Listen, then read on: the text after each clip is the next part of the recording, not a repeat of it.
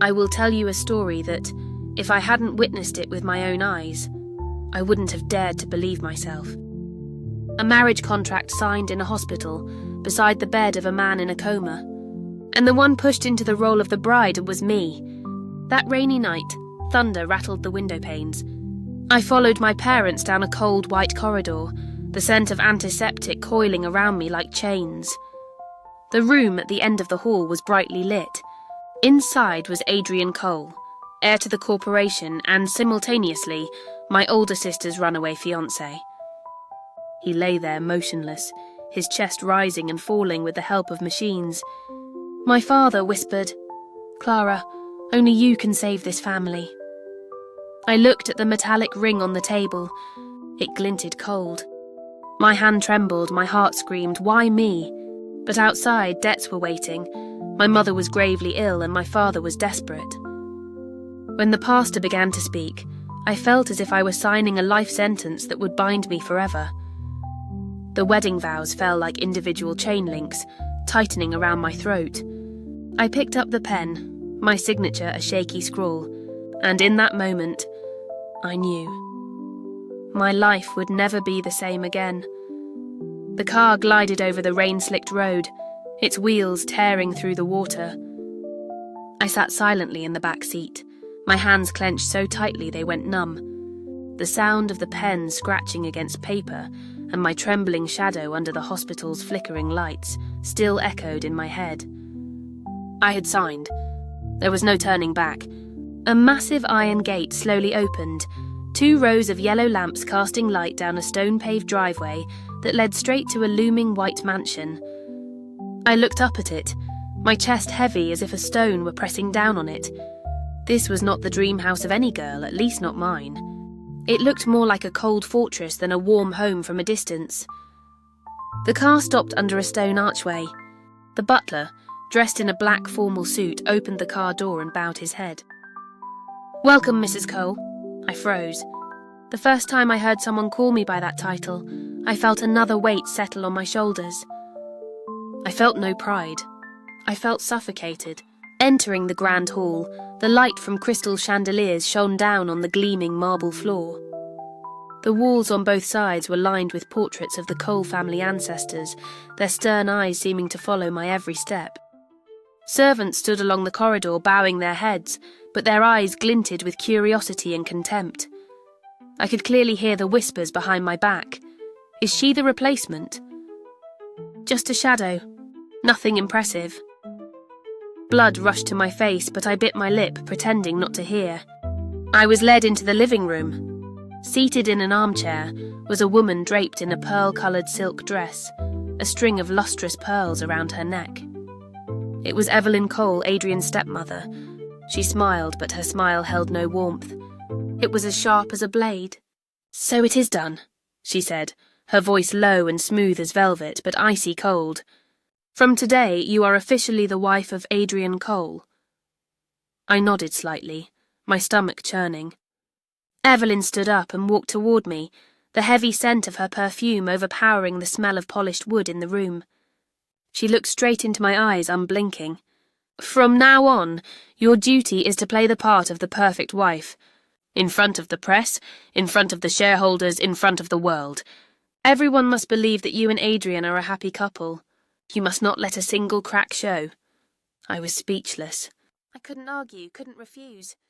It felt like a trap had already sprung, and I was just a small bird caught inside. That evening, they made me wear a white wedding dress and stand beside the hospital bed where Adrian lay to take a few wedding photos for the public.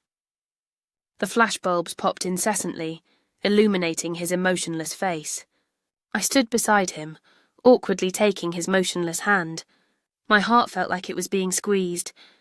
Was this a wedding? Or just a perfectly staged play? After the photo shoot, I was taken to my private room on the mansion's 2nd floor. The room was vast, with heavy silk curtains cascading down, and the bed was so large I felt as small as a grain of sand. I stood before the mirror and saw a strange girl dressed in a splendid wedding gown with empty eyes.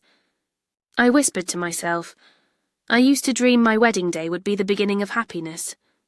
Now it is the chain that imprisons me. When the clock struck 8, the butler invited me to the dining room for dinner. The long table was covered with a white tablecloth, the silverware gleaming. My parents were already seated. They were silent, neither daring to look me in the eye. The air was thick, broken only by the clinking of knives and forks. In the middle of the meal, my father leaned in slightly, his voice low but firm. "You must be patient, Clara. This is the only way to save our company, and to pay for your mother's medicine." I fell silent. I didn't ask any more questions. I was afraid that if I opened my mouth, tears would fall. I just bowed my head and swallowed the piece of dry bread in my burning throat. That night I returned to my room and threw open the window. The rain had stopped, but the smell of damp earth and a cold breeze rushed in. I sat down, hugging a pillow tightly to my chest, my eyes staring into the darkness outside. A vast emptiness grew inside me, swallowing all my dreams and hopes. I had become the wife of a man in a coma, a man who didn't even know I existed. And I understood that the road ahead would not be easy. On my first morning at the Cole mansion, I woke up in a large room where my footsteps echoed as if I were lost in an empty cathedral. Sunlight filtered through the thick curtains, but wasn't enough to warm the cold space. I still wasn't used to my new title, and even less so to feeling forced into a mould I had never chosen. The butler knocked on the door, his voice as monotonous as a machine. "Madam, please come down to the dining room. Afterward, the communications team is waiting for you." In the dining room, the long table was covered with a pristine white cloth, the silverware gleaming. Servants moved back and forth, placing dishes in front of Evelyn Cole and a few other Cole relatives who had arrived early. They conversed rhythmically, their laughter tinged with arrogance. As for me, I sat at one end of the table with only a glass of water before me. I looked up and met the gaze of a maid. She smirked as if to say, "This is your real place." I pressed my lips together, not asking, not complaining. What I swallowed that morning wasn't food but humiliation. After breakfast, I was taken to a small room behind the library. A few communications team members spread a thick stack of papers in front of me, filled with sample questions and answers. They told me I had to memorize them, smile at the right moments, and avoid sensitive words. They were all cold, none looking at me like a real person. I sat and listened, nodding, feeling myself turning into a puppet. At noon I asked to visit Adrian. The nurse on duty glanced at me briefly before wandering off. He still lay in the room, his face as pale as paper. Beads of sweat dotted his forehead, but no one had bothered to wipe them away. I took a cloth and gently dabbed each drop myself. A shiver ran down my spine when my hand lightly touched his cold skin. I whispered, unsure if I was speaking to him or to myself. "You don't know who I am, do you? But I'm here. I won't abandon you the way others have." I pulled some scratch paper from my handbag. During my sleepless nights, I had been drawing to keep myself sane. A seaside scene, a few sprigs of flowers, my mother's face when she was still healthy. I taped them to the wall, directly opposite his bed, to make the room feel a little less cold. As I was arranging them, a cold voice came from behind me. "Do you think these pieces of paper can change anything?" I turned around. Evelyn stood at the door, her arms crossed, her eyes scrutinizing me. She walked over, her faint smile filled with mockery. "Your job is not to turn this room into a cheap art class. Your job is to show up at the right time, smile at the right place, and make the world believe in this marriage. That's all." I clenched my fist but didn't reply. As she left, her high heels clicking echoed on the tiled floor, leaving a heavy silence in her wake. I sat down beside the bed, looked at Adrian, and whispered, "If you ever open your eyes, at least you'll see that I was here, and not just as a shadow." In the following days, I repeated the routine, visiting his room, telling him trivial stories about the children in my art class, about my unfulfilled dreams, about my mother who was fighting her illness. Every time I spoke, I thought, he probably can't hear anything, but I was afraid I would dissolve into the silence if I didn't talk. One afternoon, as I told him about the first time I won a drawing prize at school, The door swung open. A man from the PR team entered, carrying a thick binder. He placed it on the table, his voice dry. "Next week, you will have to make a public appearance at the Cole Foundation Gala.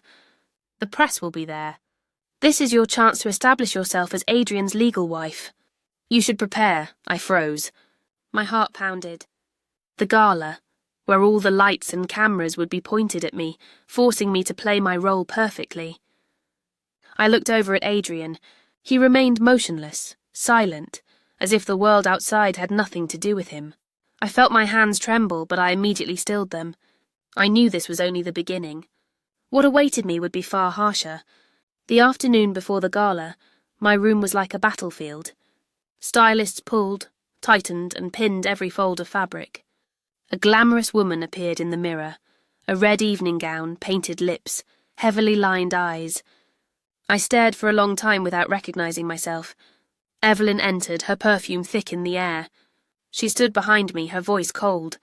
"Tonight you are not allowed to make a single mistake. One slip of the tongue is enough to drag your family into the abyss." The car stopped in front of the grand hall. The door opened. Flashing lights blinded me. I stepped onto the red carpet, hearing the whispers. "That's Adrian Cole's new wife." Why get married when he's in a coma? I walked into the brightly lit ballroom, hundreds of eyes fixed on me. Speeches were given, but I couldn't hear a word. My mind just kept repeating, "Don't make a mistake. Don't let it show." Then a reporter asked directly, "Mrs. Cole, what is Mr. Adrian's condition? Do you believe he will recover?" All eyes turned to me. My throat was dry. I remembered the scripted answers I had memorized, but my lips were frozen. In that moment, I saw Adrian lying motionless, and I saw the pictures I had taped to his wall. I couldn't lie. My voice came out, trembling but clear. I sit by his bed every night. I hold his hand, tell him stories, believing he can hear me. I believe he will come back. Because to me this marriage isn't just a piece of paper. It's hope. The room fell silent. Then applause erupted, crashing like waves. Cameras flashed. People looked at me not with suspicion but with emotion. Evelyn was still smiling, but her eyes were sharp and cold. She understood that I had just gone off her script and won over the crowd with genuine emotion. The gala ended. The press called me the devoted wife, the beacon of hope for the Cole Corporation. But on the way back, Evelyn entered my room and closed the door. Her voice was like a knife. "You outsmarted me, but don't get any ideas. One slip-up and I will crush you." I looked her straight in the eye and said nothing. Inside me, a small flame flickered to life. For the first time, I had spoken with my own voice, and I knew I wouldn't stop. After the gala, the press called me the devoted wife, the golden daughter-in-law of the corporation. But I knew the truth. It was just a facade. I was still a pawn, a fragile shadow in a cold mansion. Evelyn looked at me differently now. She smiled in front of crowds, but her voice was like a razor when it was just the two of us. "You think you've won?" "Don't forget, you only exist here because I allow it." I didn't answer, but inside a flame had been lit. I no longer trembled as I had on the first day. That night I went to his room. Adrian still lay motionless, the yellow lamplight casting shadows on his pale face. I sat down, placed my hand on his and whispered, "They think I'm just a replacement." But at least tonight I was believed. I told him about the gala, about the applause. Then suddenly I felt his fingers twitch. My heart nearly stopped. I squeezed his hand tighter, whispering, "Adrian, can you hear me?" His hand contracted, weakly but clearly. Tears welled up in my eyes. "You can hear me. You really can hear me." I pressed the call button. Dr. Harris rushed in, frowning at the monitors before saying quietly, "There's a response. This could be the beginning." Evelyn appeared, her eyes sharp. "What did you do?" "I just talked to him like I do every day," I answered, my voice choked. She sneered. "Don't celebrate too soon. A reflex doesn't mean he's waking up." But I believed. In the following days I was more persistent. I told him stories about my childhood, mother, and the paintings I never had time to finish. Every time I paused, his fingers would tremble as if urging me, "Don't stop." One night, as I whispered in his ear, his eyelids fluttered. I rushed forward, leaning close. "Adrian, can you hear me?" His eyes opened a crack. I burst into tears, my trembling hand cupping his face. "You're awake." "Adrian, you're awake." He struggled to breathe, his lips trembling as he rasped out the words, "Who?" You?" My body went rigid. He looked at me, bewildered, and repeated, "Who are you?" The doctor and nurses rushed in. Evelyn came too, taking her son's hand, her voice a fake tremble. "You're safe now, Adrian." But his eyes remained fixed on me. I squeezed his hand, a lump forming in my throat. My whole world felt like it was crashing down. The one man who could testify to my existence didn't even recognize me. The hospital room was blindingly white. I stood by the bed, holding his hand as if clinging to a ledge. Adrian's eyes were open, his pupils slowly adjusting to the light. He looked at me, his lips trembling as he rasped, "Who are you?" The question was a knife to my chest. My lips moved, but no words came out. Evelyn stood there, her gaze as cold as a blade. Dr. Harris tried to remain calm. "It's common to have temporary memory loss after waking. It needs time." But I knew, to him, I was a stranger. Evelyn smirked, whispering, "Don't be foolish. Say one wrong word now, and you'll lose everything." I swallowed my tears and said softly, I'm your wife." He closed his eyes, exhausted. I let go of his hand, feeling abandoned in that room. In the following days, he became more alert, practicing movement and speech. His memory was like a fogged mirror. Some parts were clear, others slipped away. He remembered his work, he remembered his mother, but when he looked at me, it was still with scrutiny. One morning I brought him congee. He asked flatly, "Why don't I remember you?" I started explaining what the doctor said, but he cut me off. "It's not just memory. You're hiding something from me." The spoon fell from my hand, and my heart felt like it had shattered. Evelyn appeared with a perfect smile on her face. "Don't worry, son. Your recovery is the priority." He glanced at her, then at me. I remained silent. At night I told him trivial things, the smell of rain, the trellis of flowers, the sketches I had taped to the wall. He turned to me, his voice a deep whisper. "Your voice is so familiar, like it's in my subconscious, but I can't place it." Tears streamed down my face. "Yes, it's me." He stared at me for a long time, as bewildered as someone trying to catch a reflection in murky water. Then his weak hand squeezed mine. A fragile thread was retied, igniting hope while making my heart tremble. The next morning, Evelyn summoned me to the library and placed a thick file in front of me. New terms. She was direct. If Adrian recovered, I would keep the title of Mrs. Cole but would have no involvement in the business. If I revealed a single detail she didn't approve of, all support for my family would stop immediately. I looked at the words, which felt like shackles, and said dryly, "He isn't an object. He has the right to know the truth." Evelyn laughed coldly. "In this house, truth is a luxury. Hold on to yours for as long as you can." She left, the sound of her heels sealing her command. I sat there, feeling the weight wrap around me, the truth on one side, my family on the other. I avoided the library, returning to the only place I could breathe. His room. That afternoon he could sit up for longer. I adjusted his pillows and fixed the light. He said, "They want to take me to the garden tomorrow." "I'll go with you," I replied, the I in my voice more genuine than any script. Sunlight fell on his shoulders, and the scent of damp grass filled the air. I told him about the bougainvillea and about teaching art. He asked quietly, "You teach art?" "I used to," I answered, suppressing a smile. He was silent, as if taking notes. A bird swooped down, then flew away. He whispered, "Memories can fly away like that." "We'll call them back little by little," I said. He looked at me, his eyes less lost. News that he had been in the garden reached Evelyn. That evening she appeared on the veranda. "Good progress.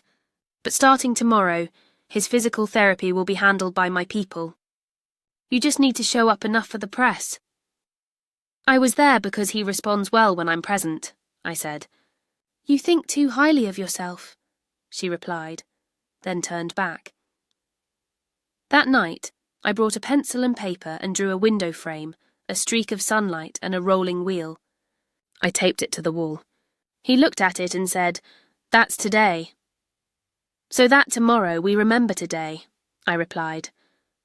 He nodded, then whispered, Thank you for holding on to me. I took his hand, listening to the steady beep of the monitor. Fear still lurked. The contract, Evelyn's eyes, the questions he hadn't yet asked. But the wall had its first picture that night, and his hand had found mine.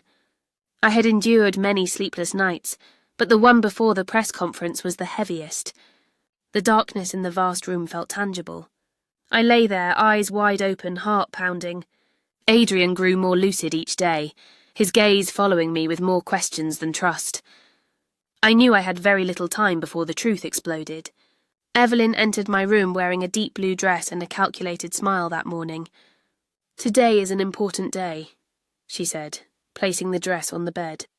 You are not allowed to make any mistakes. One word off script, and your family will face the consequences immediately. I clenched my hands under the blanket, nodding without daring to speak. The grand hall of the coal corporation blazed under hundreds of crystal lights. Reporters crowded the entrance, cameras flashing incessantly. I walked out with Evelyn, followed by Adrian in a dark suit. He used a cane, his posture still weak, but each step retained its inherent dignity. The entire room erupted in applause and cheers. A miracle! The coal heir has returned. I stood beside him, feeling like I was in the eye of a storm. Evelyn took my hand, a gesture that looked supportive but was in fact a restraint.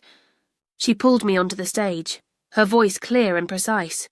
Ladies and gentlemen, today is not just Adrian's return, but also a testament to the love and devotion of his young wife. The spotlight swung directly onto me. Dozens of lenses pointed my way. A reporter raised a hand. Mrs. Cole, can you tell us about the moment he woke up? It must have been a magical moment. The entire room waited for my answer. My heart hammered. I remembered the night spent sitting by his bed, telling meaningless stories to break the silence. I remembered the moment his fingers twitched, followed by the question that shattered me. Who are you?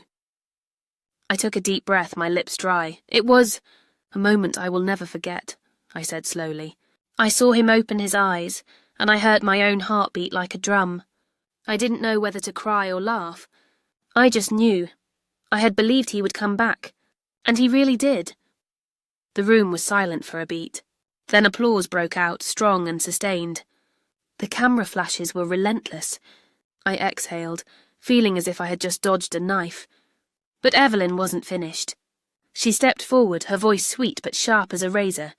Ladies and gentlemen, before we continue, I believe the public deserves to know the whole truth. I turned to her, my heart seizing. Evelyn held her head high, her voice echoing through the hall. The woman standing next to my son today was never his fiancée. She is merely a substitute. A wedding held in haste, while my son was still in a coma. The room exploded. Whispers, shocked gasps. The cameras instantly swiveled to me, the flashing lights pounding like hammers. I stood stunned, the blood draining from my face. My legs trembled. I thought I would collapse on the spot.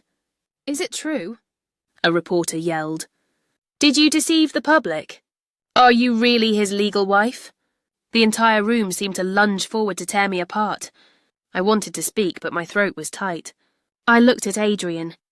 He sat there, cane in hand, his eyes boring into me, filled with both surprise and pain. I was about to fall when his voice rang out. Hoarse, weak, but clear. That's enough. The room fell silent.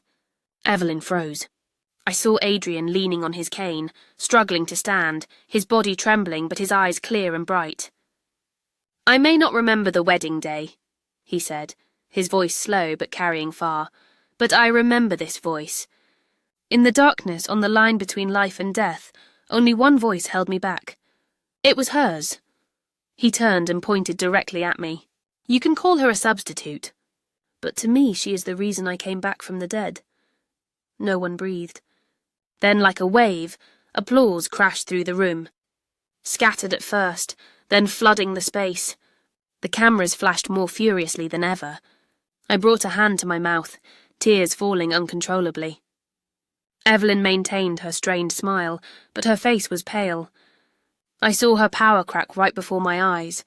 I turned to Adrian, my voice trembling. Why would you still protect me, even after knowing it all began with a lie? He took my hand, his own still weak but warm. Because the truth isn't in a piece of paper or a ceremony. The truth is that you were there every single night not giving up on me. And that's the only thing I believe. I broke down crying, my chest feeling like it would burst. For the first time, I dared to look straight at the hundreds of cameras without bowing my head. I am Clara, I said, my voice shaking but ringing out clearly. I am no longer hiding behind fear.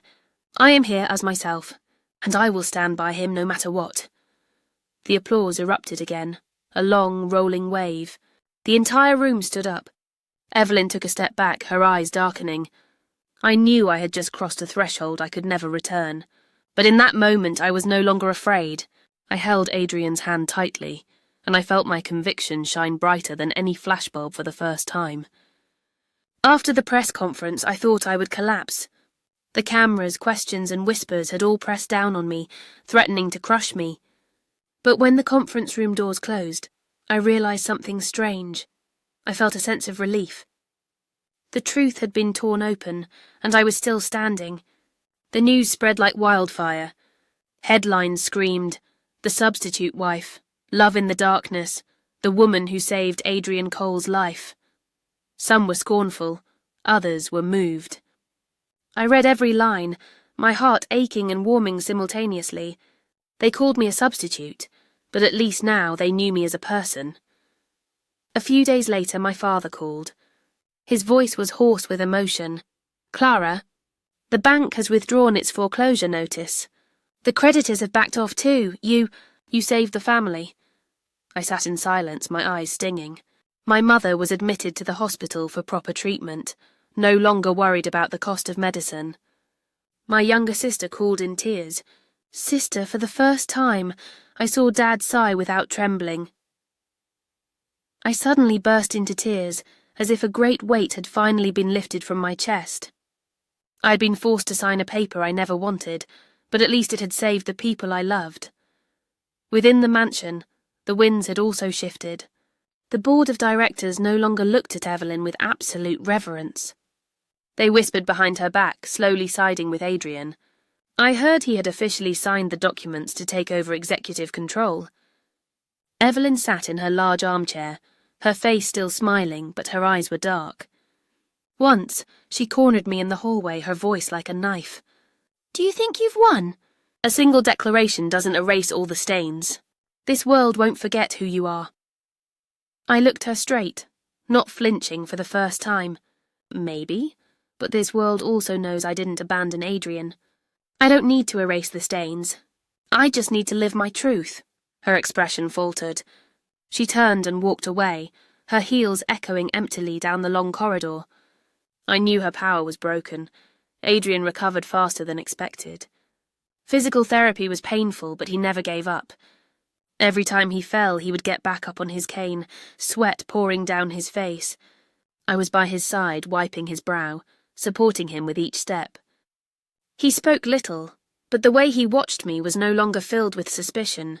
One afternoon, as we were resting on the veranda, he turned to me and asked, "Clara, tell me everything." "No more hiding." I trembled. I knew I couldn't run from it. I told him everything from the beginning. The day my sister ran away, my parents' pleas, Evelyn's coercion, the rainy night in the hospital, the cold paper, the ring sliding onto my trembling hand. I told him about the fear, the humiliation of being called a substitute. When I finished, my palms were slick with sweat. I didn't dare look at him. He was silent for a very long time. Finally, his hand came to rest on mine. His voice was slow but clear. Our beginning was a lie. But every night you sat by my bed, every story you told, that was all real, and that's what matters most. I burst into tears and fell into his arms. In that moment, I believed I had been forgiven. One evening he called me out to the garden. The air was cool, scented with bougainvillea. He stood there, his frame still thin but his eyes radiant. From his pocket, he pulled out a small velvet box. The first time you were forced to wear a ring. This time I want you to choose. He opened the box, a simple, elegant ring, utterly different from the ostentatious one. No contract, no coercion, just you and me. Clara, will you marry me? My tears flowed like a broken dam.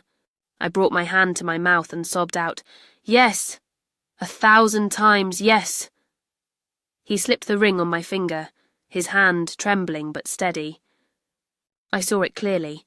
This time it wasn't a shackle, but a promise. A few months later I held my first art exhibition in a space Adrian had dedicated just for me. The paintings traced the journey we had been on, a hospital window, a streak of light on a tile floor, a hand gripping another. Visitors stopped long before a piece titled The Voice in the Darkness, an image of 2 hands clasped under a thin light beam. Adrian stood beside me holding my hand in public. No more hiding, no more pretense. People whispered, "That's the girl who kept him alive." I smiled. For the first time, I wasn't ashamed to hear others talk about me. When the exhibition ended, I stood before the final painting and whispered, "My marriage began as a contract in the dark. But today, it is a promise written in light. And for the first time, I believe I deserve to be happy." Adrian squeezed my hand, saying nothing, but I heard it louder than any applause, the steady beat of his heart, in sync with mine. The art exhibition closed to the sound of lingering applause. I stood beside Adrian, my heart filled with newfound confidence. For the first time, I was no longer afraid of cameras, and I no longer felt like an imposter. I felt like Clara, and that was enough. We left the gallery late. The night breeze blew gently, rustling the leaves along the path. Adrian held my hand, his own still thin but warm. "We've come a long way," he said. "And this is just the beginning," I replied with a smile. I believed that, until I turned and caught sight of a figure standing at the far end of the gallery hall, in the dim light. Evelyn. She didn't approach, just stood perfectly still, her eyes colder and sharper than ever. As the light caught her face, I saw her lips curl into a thin smile. A moment later, the butler silently handed Adrian an envelope. He opened it. Inside was an old newspaper, dated many years ago. On the front page was a photo of a car crash, and a scrawled note in the margin. "The truth never disappears. It just hasn't been exposed yet." Adrian's grip tightened on the newspaper, his expression darkening. I stood beside him, my heart sinking. I knew Evelyn had not accepted defeat. Back at the mansion that night, I lay in his arms, listening to his heartbeat against my ear. I wanted to believe this happiness was permanent, but deep inside a premonition arose. The real battle had only just begun.